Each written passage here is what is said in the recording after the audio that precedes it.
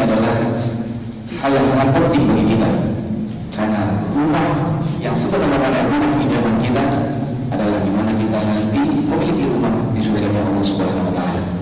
Tentunya harapan kita sangat besar.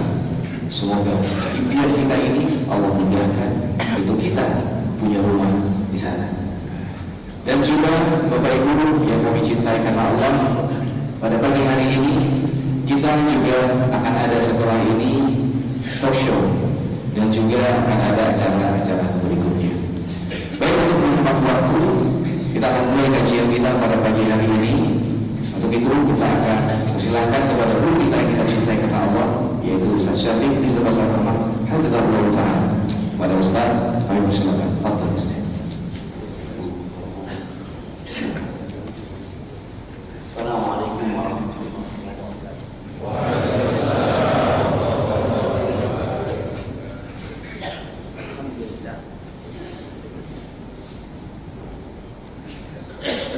Alhamdulillah, wassalatu wassalamu ala rasulillah wa ala alihi wa ashabihi wa man wala, amma ba'd. Yang pertama, anak sangat berbahagia sekali. Beberapa tahun yang lalu kami datang ke tempat ini hanya hamparan tanah.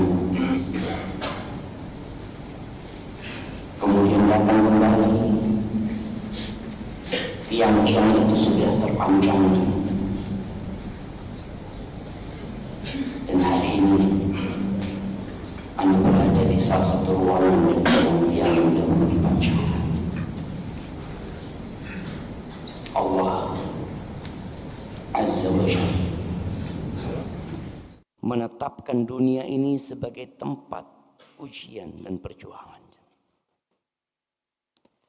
Di sini bukan tempat untuk menikmati hasil dari perjuangan. Tadi Ustadz kita Hafizahullah Ta'ala, Ustadz Maududi, ketika beliau menjadi imam, beliau membacakan di rakaat pertama surat apa? Surat apa? Surat apa? Al-Fatihah. Mana sih antum? Al-Fatihah lah. Di rakaat pertama baca surat Al-Fatihah. Rakaat kedua baca surat Al-Fatihah lagi. Dan nanti ketika di sholat zuhur di rakaat pertama kita akan baca Al-Fatihah. Di rakaat kedua kita akan baca Al-Fatihah. Di rakaat ketiga kita akan baca Al-Fatihah. Di rakaat keempat kita akan baca Al-Fatihah. Di sholat asar pun kita akan ulangi Al-Fatihah. Di sholat maghrib pun kita akan ulangi Al-Fatihah. Di sholat isya pun kita akan ulangi Al-Fatihah. Al-Fatihah itu adalah surat yang paling mulia. Dan kita diperintahkan untuk mengulangi sampai kapan? Sampai mati. Nggak dosa seorang muslim yang tidak hafal 113 surat. Nggak dosa. Tapi kalau dia nggak hafal Al-Fatihah padahal dia mampu menghafalnya, di situ dia berdosa. Karena kita tahu Al-Fatihah adalah rukun dari sholat. Pujian bagi Allah. Kemudian ikrar dan pernyataan serta pengakuan dari kita. Kita mengatakan iyyaka na'budu wa iyyaka nasta'in. Kemudian kita berdoa memohon kepada Allah Azza wa Jalla. Setelah itu silahkan baca surat yang lainnya. Faqra'u ma tayassara minal Qur'an. Lalu tadi Ustadz Maududi membaca idza samaa'un fatarat. Kita bicara rumah di surga. Kenapa? Karena memang nggak ada satupun rumah di muka bumi ini yang akan tetap ada. sampai rumah Allah yang ada di Mekah sana akan hancur, sehancur-hancur. Tapi banyak orang lupa dengan kehancuran dunia. Dia sibuk membangun di dunia. Bukan hanya rumah yang dibangun manusia. Usaha yang dia upayakan untuk dirinya dan untuk generasi yang akan datang. Bangunan-bangunan yang dibuat. Padahal semuanya akan hancur. Maka setiap muslim hendaklah berpikir, kira-kira ketika dia meninggalkan dunia ini, sudahkah dia punya rumah di tempat yang kekal dan abadi? Rumah itu nikmat. Bahkan Rasul sallallahu alaihi wasallam ketika berbicara tentang 4 faktor eksternal kebahagiaan. Kebahagiaan itu tempatnya di mana? Nih santri-santri nih. Kebahagiaan itu tempatnya di mana? Di mana? Di hati. Bukan di tangan. Kalau di tangan orang yang nggak pakai jam nggak bahagia mungkin. Atau orang yang lahir nggak punya tangan dia nggak bahagia. Bukan di mata. Ada orang-orang yang lahir buta, tidak pernah melihat sampai ajal datang menjemputnya. Berarti dia nggak bahagia. Enggak. Semua orang lahir dengan jantung, dengan hati. Dan ternyata disitulah letak kebahagiaan. Ala bidzikrillah tatmainnul qulub. Bukankah dengan berzikir mengingat Allah, hati itu jadi tenang. Dia jadi bahagia. Namun ternyata ada faktor eksternal. Seharusnya menyampaikan ini Ustaz Maududi. Ya Allah, semoga Allah menjaga ustaz-ustaz kita, mengangkat derajat mereka, memberikan taufik dan hidayah kepada semuanya jemaah. Ana datang hanya untuk mengembirakan antum di sini.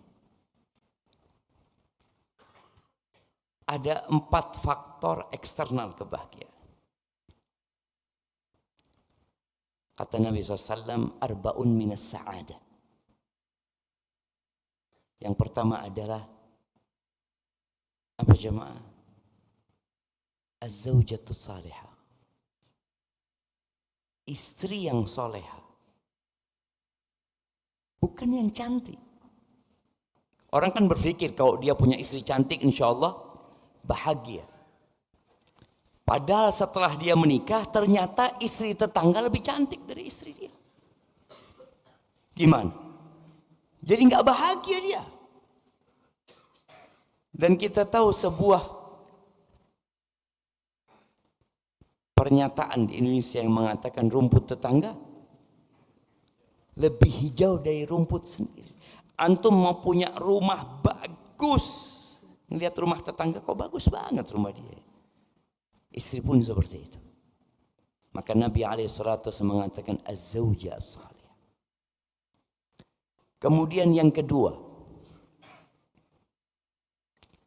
al-baitul wasi'. Rumah yang luas. Bukan perumahan. Subhanallah. Al-baitu al-wasi'.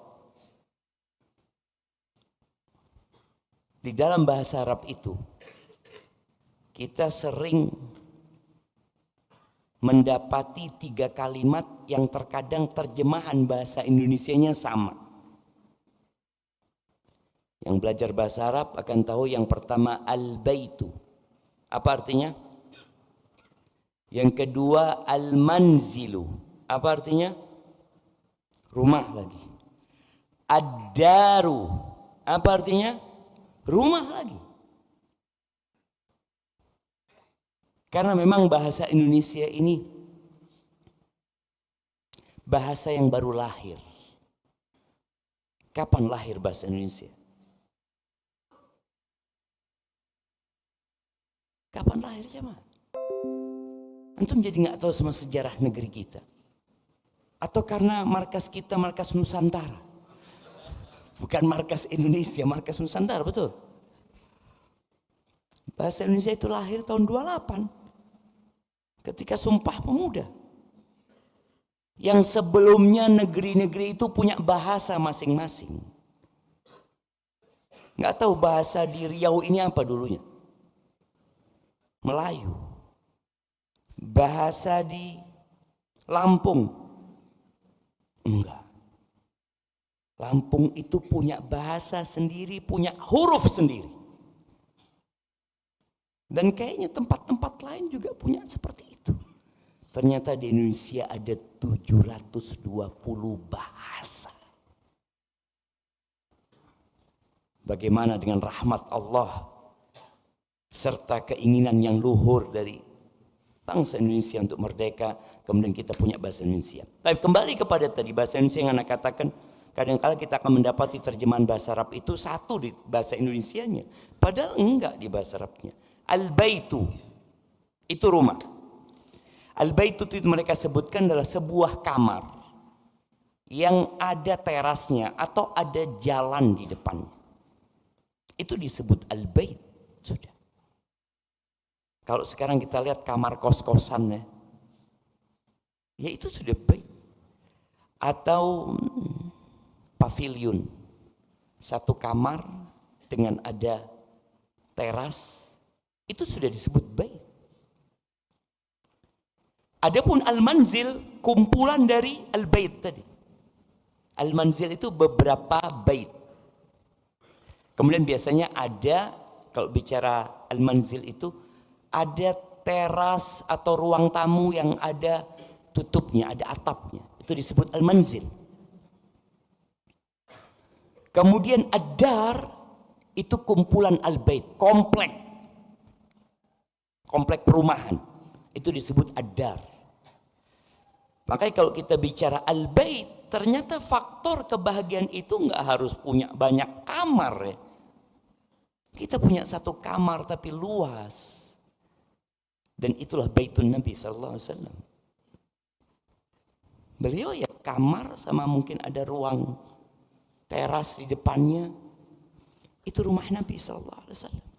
Punya itu luas, alhamdulillah. Enggak harus bagus. Makanya konsep rumah minimalis itu konsep kesengsaraan.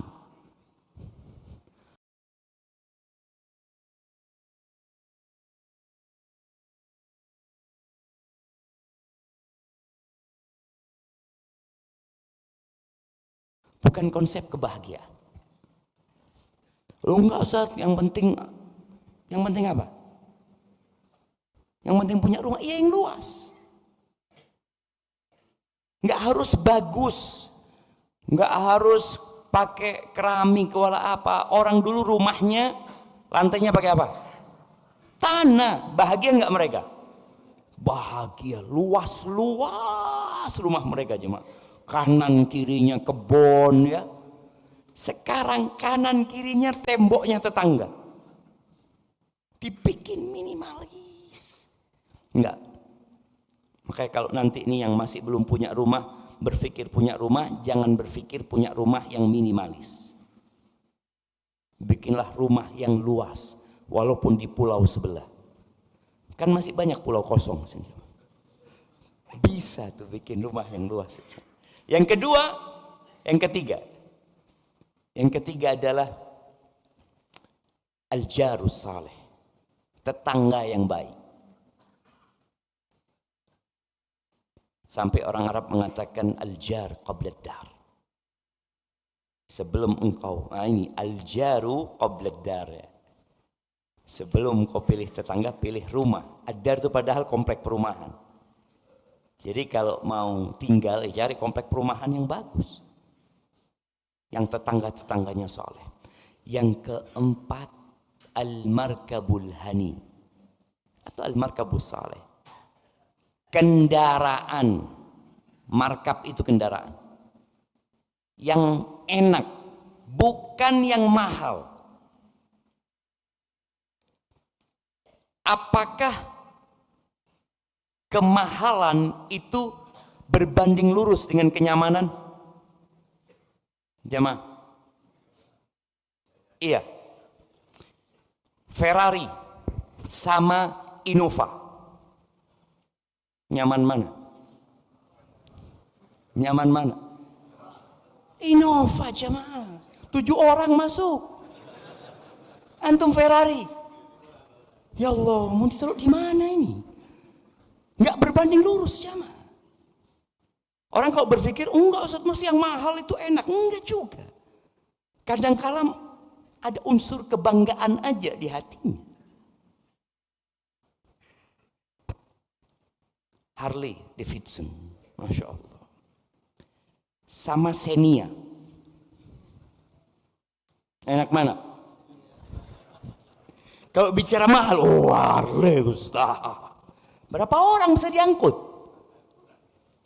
Satu kalau bisa, ada yang bisa. Hujan, kehujanan. Panas, kepanasan. Xenia, Allahu Akbar. Cuma yang naik Xenia, kalau ngelihat Harley, ya Allah kapan aku naik itu? Enggak, makanya subhanallah Rasulullah SAW menyebutkan ya 1400 tahun yang lalu, kendaraan yang nyaman, bukan yang mahal, bukan yang unik, bukan. Maka kalau cari kendaraan yang nyaman. Dan ternyata kendaraan yang nyaman itu adalah kendaraan yang tidak utang. Kenapa? Kalau antum naik kendaraan bagus tapi utang dari awal antum naik sudah nggak enak. Kenapa? Karena tiap bulan berpikir cicilan. Apalagi kalau riba. Na'udzubillah min dzalik. Baik, itu faktor eksternal kebahagiaan. Tapi ternyata 3 faktor itu ditinggal semuanya. Coba. Khadijah radhiyallahu taala anha. Dia meninggalkan suaminya yang soleh. Bahkan kita tahu suaminya adalah Rasulullah SAW. Ditinggal. Dia meninggalkan rumahnya. Yang tentunya baiti jannati. Rumahnya Khadijah. Dia meninggalkan kendaraannya. Khadijah sosok wanita kaya raya. Dia meninggalkan tetangga-tetangganya. Tapi ternyata Khadijah sudah punya rumah. Di sebuah hadis yang diriwayatkan Imam Bukhari dan Muslim,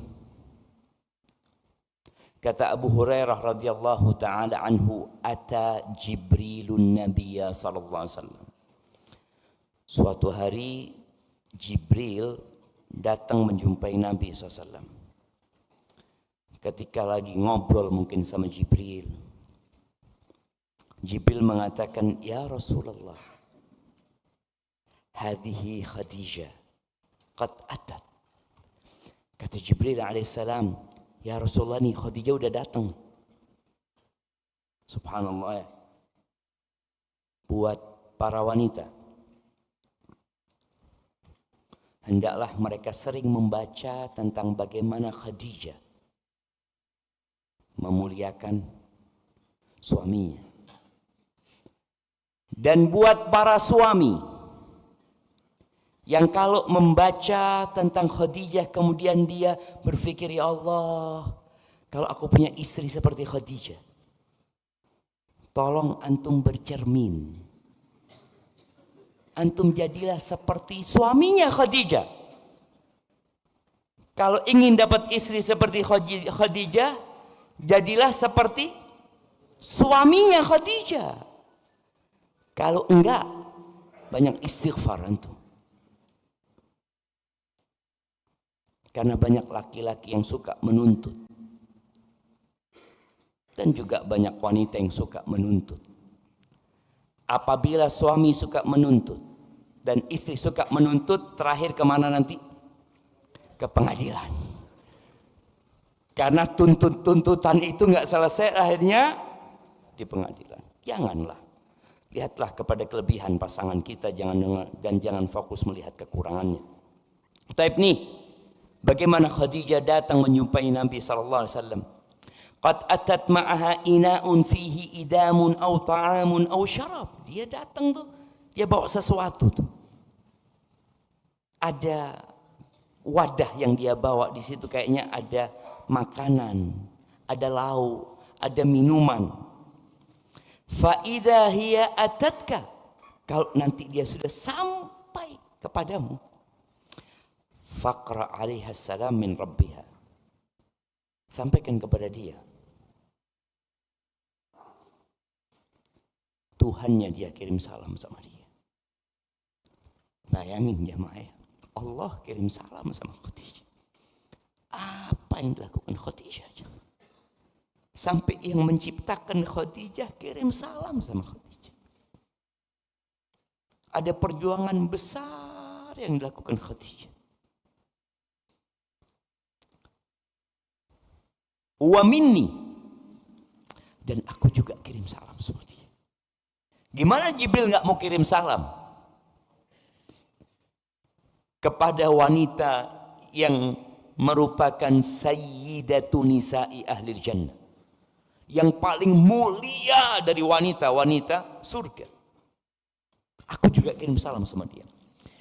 Wa basyirha bi baitin fil jannah, dan berikan kabar gembira kepada dia dengan sebuah rumah di surga. Min qasabin, rumah itu dari mutiara, dari satu mutiara yang lobang. Kita bangun markas Al-Hijrah ini berapa lama? Sudah 5 tahun. Berapa tahun jauh? Ini Allah udah jadikan buat Khadijah. Khadijah masih hidup di dunia, masih berjalan di muka bumi, rumahnya udah siap. Dari mutiara yang lobang. Bukan hanya bicara bentuknya dan bahannya, tapi Jibril mengatakan la sakhaba fihi wala nasab. Yang di rumah itu tidak ada lagi hiruk pikuk, tidak ada lagi suara-suara keras yang menyakitkan hati. Karena Khadijah lelah hatinya, jemaah. Bagaimana tidak lelah ketika tetangga Khadijah mengatakan kepada Khadijah, suamimu gila, suamimu penyihir, engkau kok mau dapat suami kayak gitu? Gimana rasanya istri, jemaah? Tapi itu nggak lama gitu, sudah ada rumah yang disiap. Wala nasab, dan tidak ada kelelahan lagi. Khadijah udah dapat tuh rumah, jemaah. Rumahnya Khadijah ketika di muka bumi ini, ya sosok rumah wanita kaya. Tapi Khadijah tidak merasakan apa yang dirasakan kita hari ini. Khadijah tidak pernah merasakan dinginnya AC. Begitu pula Nabi kita Muhammad SAW ketika hidup. Khadijah tidak pernah merasakan enaknya emak-emak di masa sekarang, di mana buah-buah musim panas ada di musim dingin, di mana buah-buah musim dingin ada di musim panas. Sekarang ada kulkas yang engkau bisa menikmatin.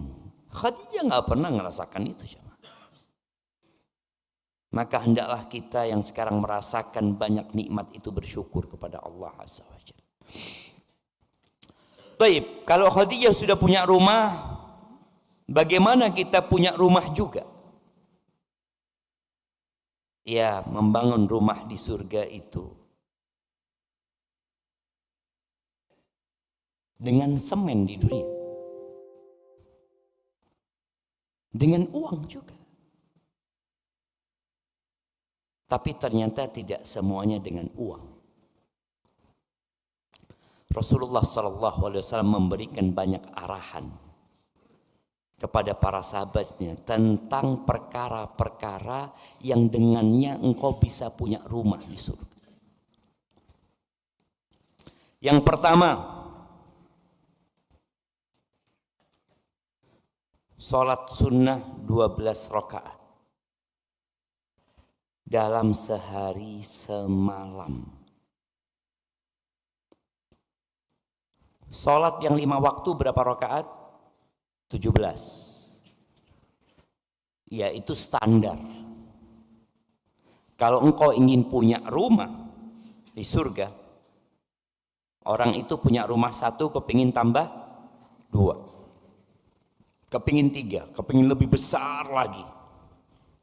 Kata Nabi alaihi salatu wassalam di hadis yang diriwayatkan Imam Muslim,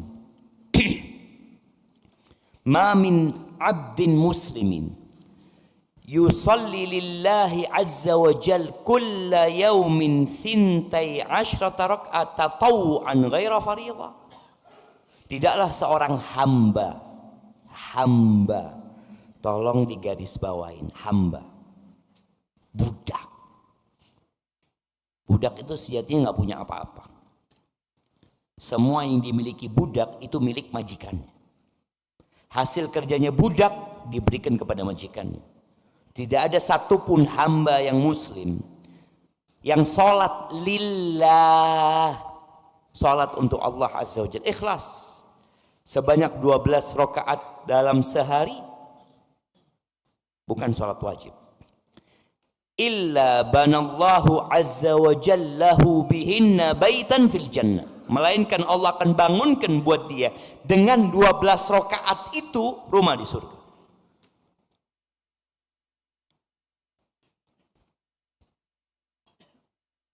Sholatnya sehari saja apa tiap hari?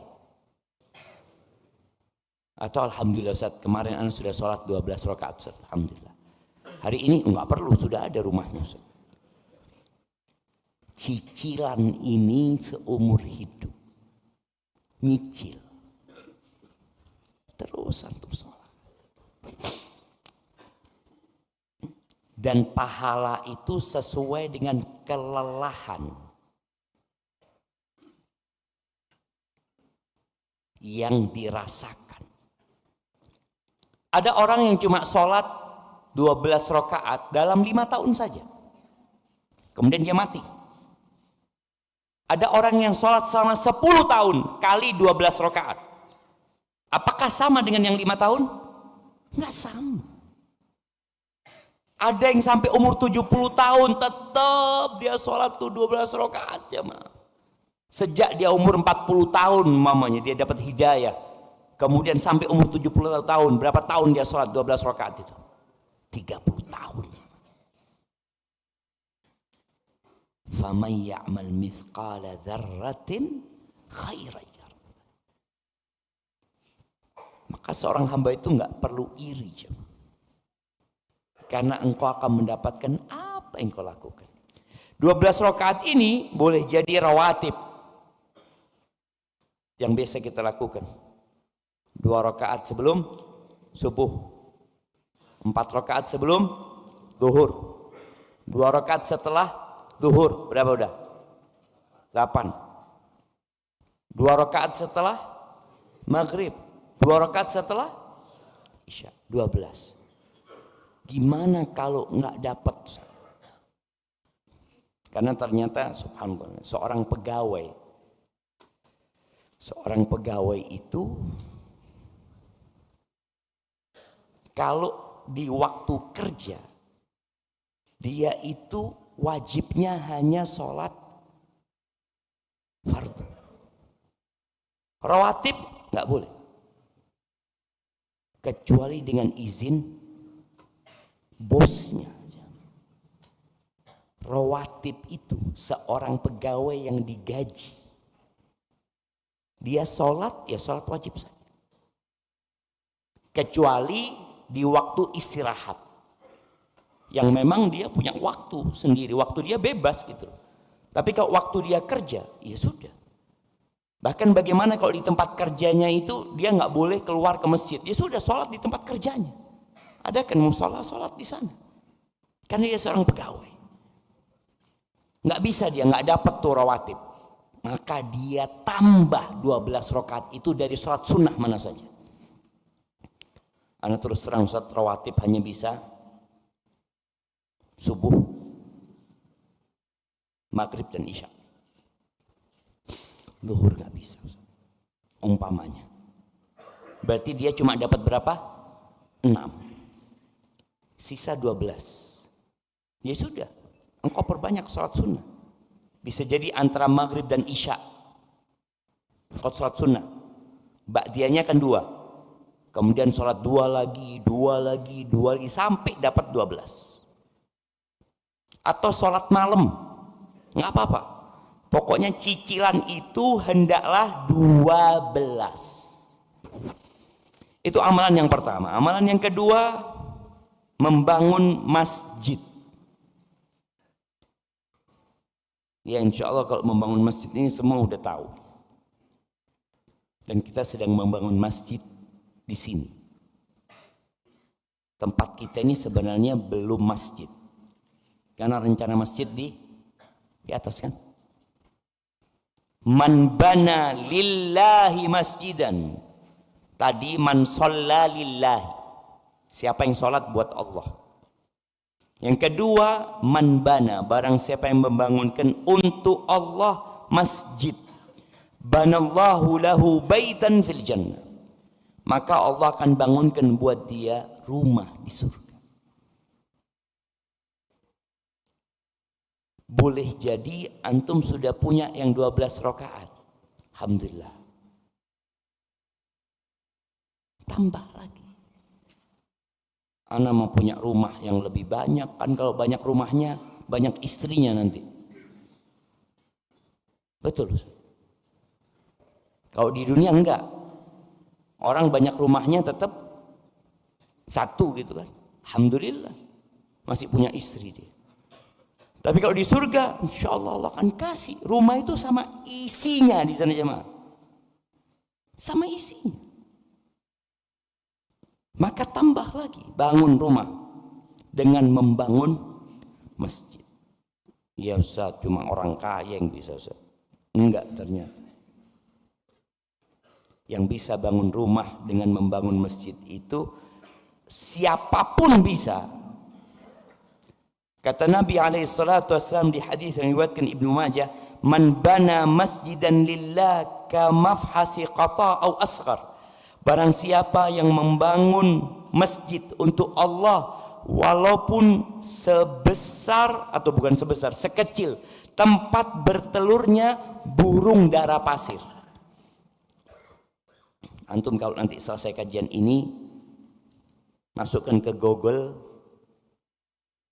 ta'ir qata, burung qata, qaf ta alif tak marbuta, qata, supaya antum bisa ngelihat, oh ini burungnya yang dimaksud Nabi SAW. Ketika Nabi SAW menyampaikan ini, para sahabat faham. Tapi karena burung ini boleh jadi nggak ada di Indonesia, antum perlu lihat tuh. Dan sekarang alhamdulillah adanya teknologi ini membuat kita bisa benar-benar, oh kayak gini. Tuh sekecil tempat bertelurnya burung qata atau lebih kecil dari itu. Banallahu lahu baitan fil jannah. Tetap Allah bangunkan bagi dia rumah di surga. Maka sedekah itu nggak harus orang kaya. 2000 zat mungkin. Ketika uangnya antum 4.000, tapi uang antum 1 juta, 2.000. Parkir sekarang 4.000. Iya. Parkir di Pekanbaru berapa? Berapa? 3.000. Allah, kayaknya harus pindah ke sini. Di Jember sudah 4.000 jemaah. Tapi bangun jemaah. Maka ketika antum lihat ada pembangunan masjid atau apa, sudah taruh di sana. Ditanya sama istrinya, Buat apa bang? Buat bangun rumah kita. Sampaikan, bangun rumah kita. Kalau bangun rumah kita bang, jangan 2.000 lah bang, yang banyak, biar bagus rumah kita. Ya, sesuai dengan nafkah yang dikeluarkan, engkau akan dapatkan. Kemudian yang ketiga ini membaca surat Al-Ikhlas 10 kali.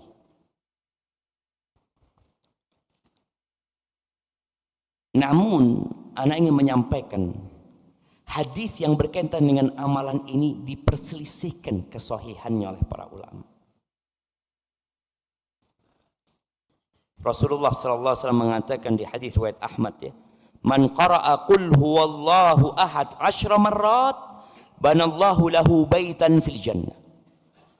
Barang siapa yang membaca qul huwallahu ahad 10 kali, maka Allah bangunkan bagi dia rumah di surga. Namun sekali lagi hadisnya ini diperselisihkan kesahihannya. Syekh Albani sempat mensahihkan hadis ini, kemudian beliau mencabut pensahihan. Tapi kita usahakan tetap mengamalkan. Duh, gimana Ustaz hadisnya dhaif diamalkan?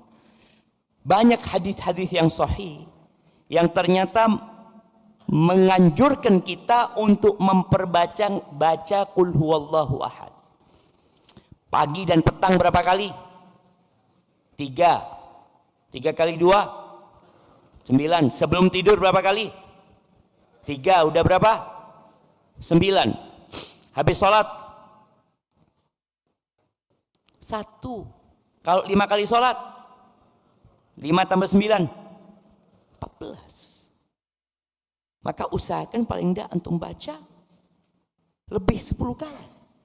Kalau kita mau kurangin yang pagi dan petang dengan sholat subuh dan sholat maghrib, berarti jadinya 12. 14 jadi 12. Maka baca. Boleh nggak berharap rumah di surga? Boleh. Allah itu rahmatnya meliputi segala sesuatunya. Baik, yang keempat,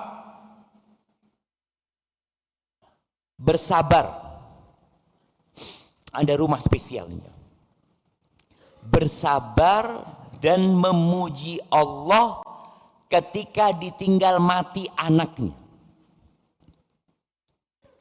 Ditinggal mati anak yang soleh apalagi. Kata Nabi SAW,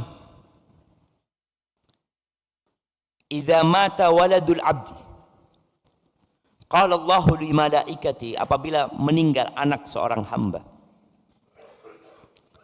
Nabi sudah ditinggal mati alaihi salatu wassalam dengan 3 putranya yang masih belum baligh, Al-Qasim, Abdullah, Ibrahim, dan ditinggal mati 3 putrinya yang sudah baligh, Zainab, Ruqayyah, Ummu Kulthum.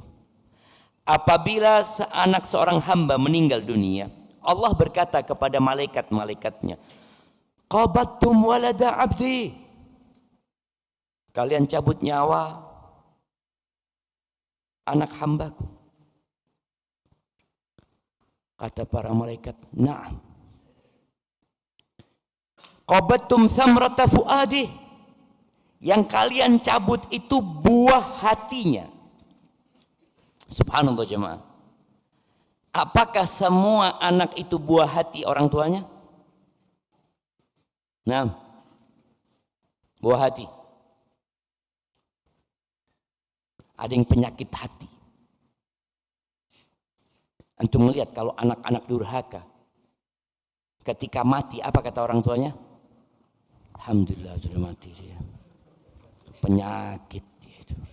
Nah, tapi yang dicabut ini buah hatinya, memang anak yang soleh ya, anak yang baik. Tapi insya Allah anak-anak yang belum balik itu semuanya buah hati orang tuanya. Yang kalian cabut buah hatinya, na'am. Lalu Allah bertanya, dan Allah lebih tahu sebenarnya dengan apa yang diucapkan hambanya. Madza qala abdi? Ngomong apa hambaku waktu dicabut nyawa anaknya? Ngomong apa dia? Hamidaka wastarja. Dia memujimu ya Allah. Dia tetap memujamu dan menyanjungmu, mengatakan alhamdulillah, alhamdulillahi ala kulli hal. Wastarja, dan dia mengatakan inna lillahi wa inna ilaihi raji'un. Yang pertama pujian untuk Allah, yang kedua pernyataan sesungguhnya kami milik Allah. Ni anak bukan milik Allah saja, dia kami milik Allah. Inna lillahi wa inna ilaihi raji'un. Kalau dia pergi kepada Allah, kami pun akan kembali kepada Allah Azza wa Jalla. Apa kata Allah Azza wa Jalla kepada malaikat-malaikatnya? Ubnu li abdi baitan fil jannah. Bangunkan buat hambaku rumah di surga. Wasammuhu baital hamdi. Dan kasih nama rumahnya dia, supaya dia melihat, supaya orang-orang juga dapat melihat ada namanya rumahnya. Apa nama rumahnya? Baitul Hamdi, rumah pujian. Rumah pujian. Barakallahu fiik. Berapa yang disebutkan?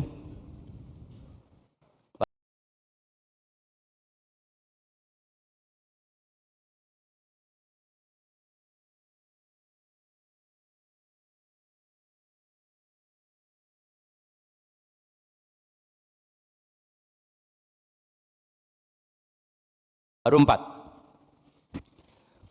Masih banyak sisanya. Ada 7. Insya Allah anak akan datang lagi. Kita bikin tabligh akbar di markas. Kapan? Ya berdoalah semoga cepat. Nah, barakallahu fikum, kita cukupkan jamaah, kita masuk ke sesi tanya jawab. Barakallahu fiik, kami ucapkan kepada Ustaz. Alhamdulillah sudah masuk kita ke sesi tanya jawab. Tentunya kami menunggu pertanyaan dari Bapak Ibu yang di sini bisa lewat kertas. Namun sebelum menunggu pertanyaan, izin Ustaz, Anda juga ingin bertanya perihal dengan tentang tema kita, bagaimana membangun rumah di surga. Alhamdulillah, tentu kita bersama, terutama saya pribadi, adalah mudah-mudahan kita semua masuk ke dalam surganya Allah Subhanahu wa taala. Allahumma amin. Dan alhamdulillah saya memiliki orang tua yang hari ini ayah sudah meninggal dan yang masih hidup adalah ibu. Dan alhamdulillah ibu saya hadir hari ini. Alhamdulillah. Yang ingin saya tanya adalah bagaimana cara saya sebagai seorang anak bisa untuk membangunkan rumah untuk orang tua saya di surga, terutama untuk ibu.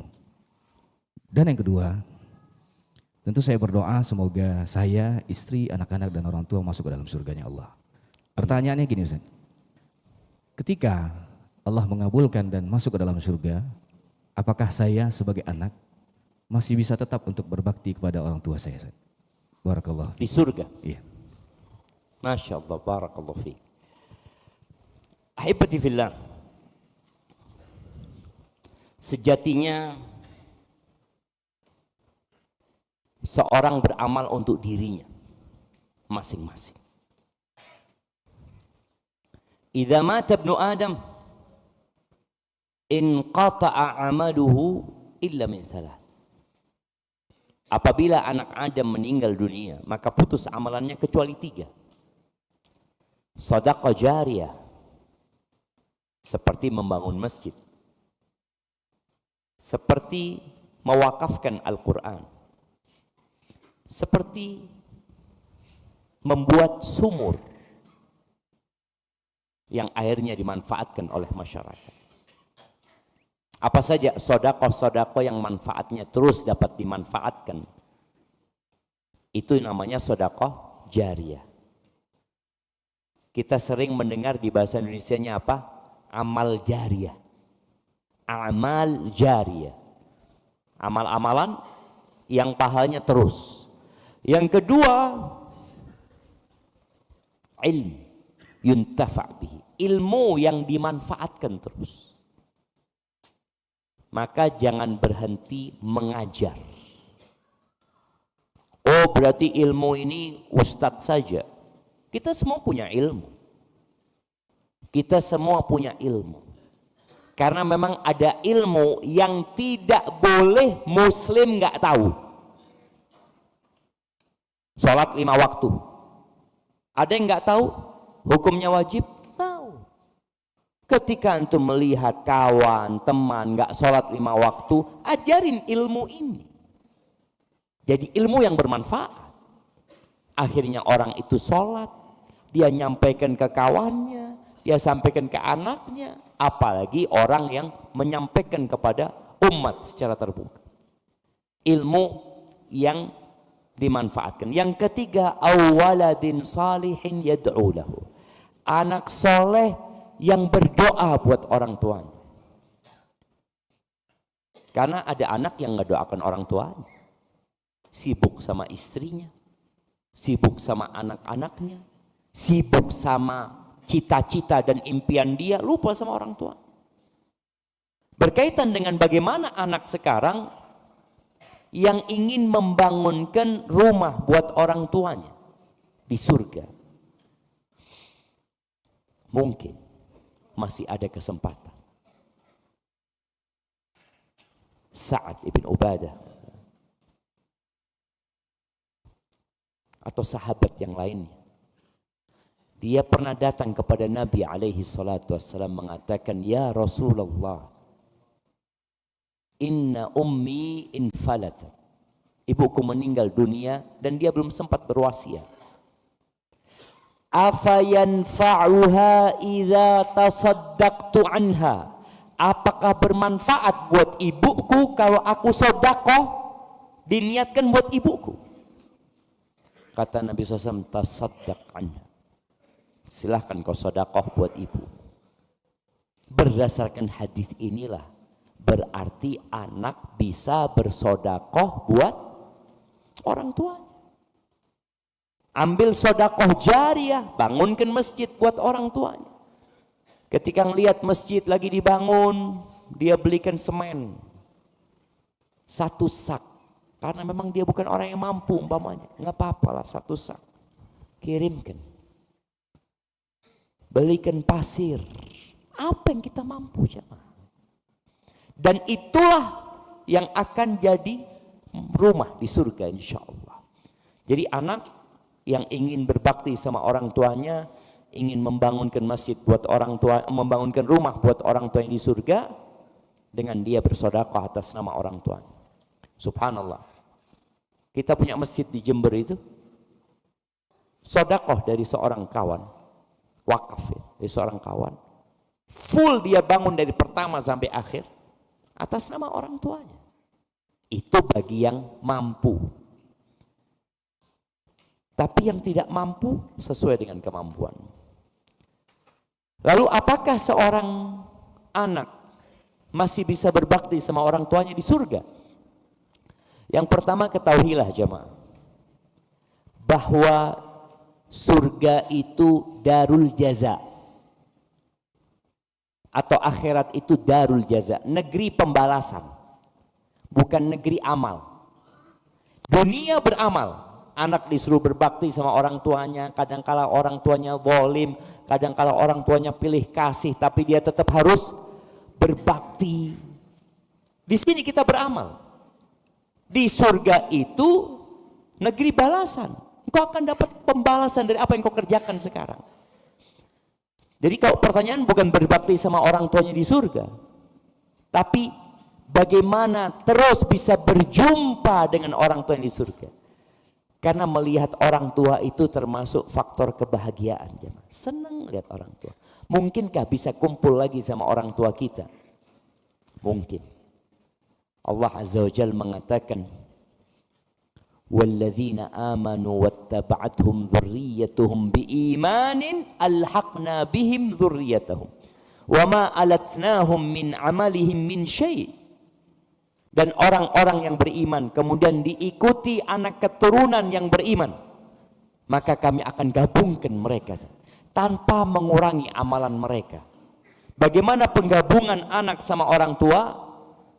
Ya, ada dua penafsiran para ulama, dan wallahu a'lam yang mana nanti yang benar-benar akan kita rasakan di surga. Yang pertama, anak itu bisa berkunjung ke orang tuanya. Bapaknya umpamanya di surga yang tinggi sedangkan dia di bawah, dia masih bisa berkunjung ke tempat orang tuanya. Penafsiran yang kedua, mereka bisa diangkat ke surganya yang paling tinggi. Kalau anaknya lebih tinggi dari bapaknya, berarti sang bapak bisa gabung di derajat anaknya.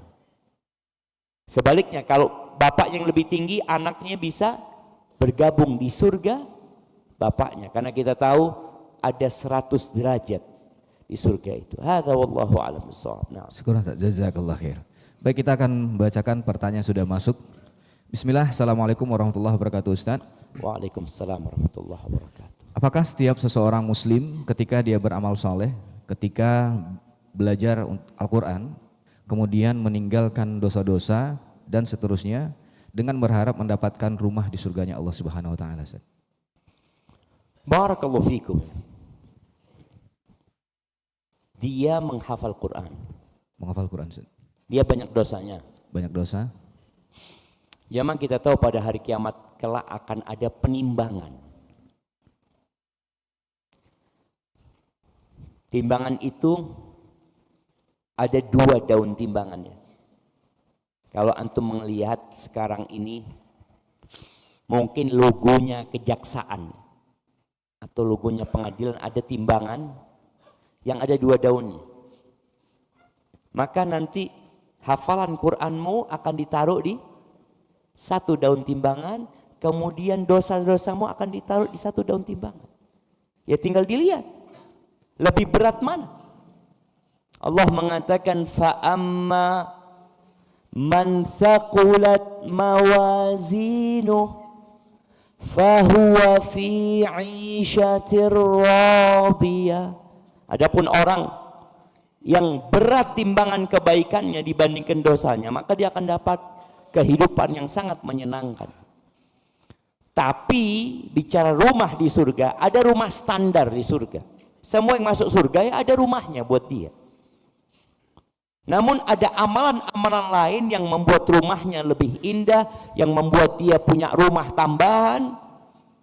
Maka itu yang nanti akan kita kaji tuntas. Barakallahu fikum. Barakallahu fiik Ustaz. Baik, kita akan masuk ke pertanyaan berikutnya. Ustaz, apakah ketika kita mensedekahkan atau mewakafkan karpet-karpet untuk masjid, termasuk ke dalam bagian dalam membangun masjid? Karena kita tahu karpet masjid itu ada masanya dan terbatas. Dan apakah amal jariah kita tetap didapatkan jika karpet masjid tersebut tidak terpakai lagi? Syukran jazakallah khair. Barakallahu fikum. Nah, ahibati fillah, bicara amal jariah ini, wakaf ini, maka pahala itu dia akan dapat pahala sejak awal dia wakaf. Kemudian dia akan dapat pahala selama itu dimanfaatkan. Jadi pahala awal sodakohnya dapat, kemudian pahala yang berkesinambungan selama itu dipakai. Tapi tatkala itu tidak dipakai, dia tetap dapat pahala wakaf yang pertama. Tapi pahala manfaatnya sudah tidak dimanfaatkan lagi. Seperti orang bangun sumur, tahu-tahu sumurnya kering, nggak ada airnya sudah. Apakah dia tetap dapat pahala? Tetap dapat pahala wakaf sumurnya yang di awal itu. Tapi pahala yang berkesinambungan untuk amalnya, karena manfaatnya sudah tidak, maka wallahu alam sepertinya udah terputus di sana. Maka buat yang karpet, karena karpet ini memang terus ya dirubah, ya ketika sudah antum dapat pahala karpet itu, dapat pahala ketika dipakai sholat ya, berapa orang yang sudah sholat di atas karpet yang antum sedekahkan, antum akan dapat bagian pahala dari itu. Tapi ketika karpet itu sudah diganti umpamanya, karena memang sudah tidak layak, manfaatnya udah berhenti. Dan ini menunjukkan bahwa kita harus terus berwakaf, jangan berhenti. Quran, wakaf Quran. Quran juga ada masanya. Kadang-kala karena sudah sering dibaca, kemudian dia jadi tidak layak, lalu disimpan atau dijaga dengan dikubur kadang-kala jamaah. Maka pahalanya karena manfaatnya sudah berhenti, mungkin juga berhenti di sana. Maka kita wakaf lagi, jemaah. Wakaf lagi. Karena kita tahu selama kita hidup Allah terus kasih rizki sama kita, jangan berhenti bersedekah dan berwakaf. Barakallahu fikum. Barakallahu fikum, Ustaz. Baik, kita masih ada beberapa pertanyaan di pagi ini. Bismillah, assalamualaikum warahmatullahi wabarakatuh, Ustaz. Waalaikumsalam warahmatullahi. Bagaimana jika seorang hamba telah melakukan amalan yang ikhlas karena Allah Subhanahu wa taala untuk mendapatkan rumah di surga? Namun pada waktu yang lain hamba tersebut, apakah rumah yang di surga tadi bisa batal, Ustaz? Syukran jazakallah. Bisa tetap dia dapatkan gitu ya. Ahibati fillah, sama sebenarnya dengan tadi yang berkaitan dengan dia menghafal Quran tapi dia berbuat dosa. Allah itu akan menegakkan keadilan, jemaah. Dan Allah itu syakur. Allah itu maha bersyukur, berterima kasih kepada hambanya. Makanya amalan sedikit Allah kasih pahala yang besar. Kalau bicara sekarang ini hamba sholat 12 rakaat, dia bangun masjid. Apabila sholat 12 rakaat dia ikhlas lillahi ta'ala, berarti ada pahala. Bangun masjid dia ikhlas lillahi ta'ala, ada pahalanya. Bagaimana dengan dosa-dosa dia? Amal kebajikan ini bisa menghapuskan dosa. Maka tinggal dilihat nanti ketika hari kiamat tadi. Setelah dihisap, karena prosesnya dihisap dulu, dihitung dulu. Oh, engkau bangun masjid, dicatat dia bangun masjid. Engkau sholat 12 dicatat, tapi dalam catatannya ternyata ada dosa-dosa dia. Ya udah ditimbang lagi tadi. Ketika ditimbang ternyata lebih banyak dosanya, berarti dia masuk neraka. Kalau Allah nggak ngampuni. Kemudian kalau dia ternyata lebih banyak amal kebajikannya, ya dia akan mendapatkan rumah-rumah dia di surga sesuai dengan amalan dia ketika di dunia. Intinya seperti itu. Maka jangan meremehkan dosa. Kita semua berbuat dosa. Ketika antum berbuat dosa, bertobatlah. Berbuat dosa lagi, bertobat lagi. Berbuat dosa lagi, bertobat lagi. Agar tobatnya inilah yang menghapuskan dosanya, cukup pahala tobat dia, sehingga rumah-rumah dia akan tetap ada di surga Allah Subhanahu wa taala. Hadza wallahu a'lam bissawab. Syukran, Ustaz, jazakallah khair. Baik, kita masih ada satu pertanyaan terakhir di sesi pagi ini, Ustaz. Bismillah, assalamualaikum warahmatullahi wabarakatuh. Waalaikumsalam. Ustaz, seperti yang kata Ustaz tadi bahwasanya ada 1 dari 4 hal bagaimana cara membangun rumah di surga. Salah satunya adalah ketika bersyukur atas nikmat Allah, ketika pada saat itu bersabar, Ustaz. Bersabar ketika ditinggalkan oleh anak dan memuji Allah Subhanahu wa taala. Nah, pertanyaannya, apakah itu juga berlaku jika seorang istri ditinggal wafat oleh suaminya? Nah, apakah sang istri ini juga akan dibangunkan surga oleh Allah Subhanahu wa taala? Barakallahu fiik. Enggak, hadisnya itu anak. Karena memang ada istri yang bahagia ditinggal mati suaminya. Suaminya mati, alhamdulillah ya Allah, alhamdulillah. Alhamdulillah, innalillahi wa inna ilaihi raji'un. Anak kepingin rumah di surga, enggak. Itu untuk anak. Dan bapak-bapak juga harus tahu diri.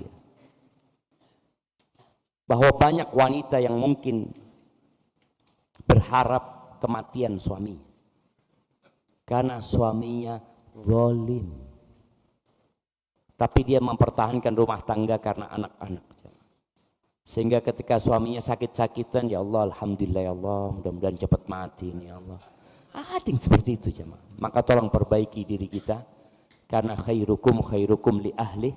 Orang yang terbaik di antara kalian adalah yang paling baik sama istrinya. Barakallahu fikum gitu. Barakallahu fiik, Ustaz. Alhamdulillah, tidak terasa kita sudah sampai di penghujung kajian kita pada kesempatan kali ini. Tentu banyak ilmu yang sudah kita dapatkan dari Ustaz kita, hafizahullah ta'ala. Sedikit mengingatkan bahwasanya ternyata Ustaz tadi sudah menyampaikan bagaimana cara membangun rumah di surga. Ada 4 poin yang kita dapatkan. Yang pertama, di mana kita menjaga sholat sunnah kita, sholat sunnah rawatib sehari semalam sebanyak 12 rakaat. Dan yang kedua adalah bagaimana kita bisa untuk berpartisipasi dalam membangun masjidnya Allah Subhanahu wa taala. Kemudian kita membaca surat Al-Ikhlas 10 kali, dan yang keempat adalah bersabar dan memuji Allah ketika kita ditinggal mati oleh anak kita. Dan tentunya 4 hal ini kita berdoa kepada Allah Subhanahu wa taala, semoga Allah yang memudahkan segala hal. Semoga Allah bukan 4 hal, baru 4. baru 4. Iya. 3-nya insya Allah Ustaz menyusul segera. Bukan 3, masih ada 7 lagi. Oh, 7 lagi Ustaz. Iya. Segera berkunjung Ustaz ya. Insya Allah. Baik, alhamdulillah, tentunya kita berdoa kepada Allah Subhanahu wa taala. Kita berdoa semoga Allah selalu menjaga guru-guru kita dimanapun berada, dan kita doakan guru kita semoga selalu dalam keadaan sehat, lapang rezekinya, Allah jaga dimanapun berada, dan Allah hadiahkan surga. Dan kita doakan juga semoga siapapun dimanapun guru-guru kita berada, Allah bangunkan rumah di surga. Allahumma amin. Sekian para jamaah dan seluruh pemirsa Asel TV dimanapun berada, tentunya kita hanya berharap kepada Allah Subhanahu wa taala semoga kita selalu tegar di atas sunnah Nabi Muhammad SAW dan di atas agama Islam, agama yang hak, agamanya Allah Subhanahu wa taala. Kita tutup pertemuan kita pada pagi hari ini dengan doa kafaratul majlis. Subhanakallahumma wa bihamdika asyhadu an la ilaha illa anta astaghfiruka wa atubu ilaik. Assalamualaikum warahmatullahi wabarakatuh. Waalaikumsalam warahmatullahi wabarakatuh. Dan sedikit informasi kami berikan kepada Bapak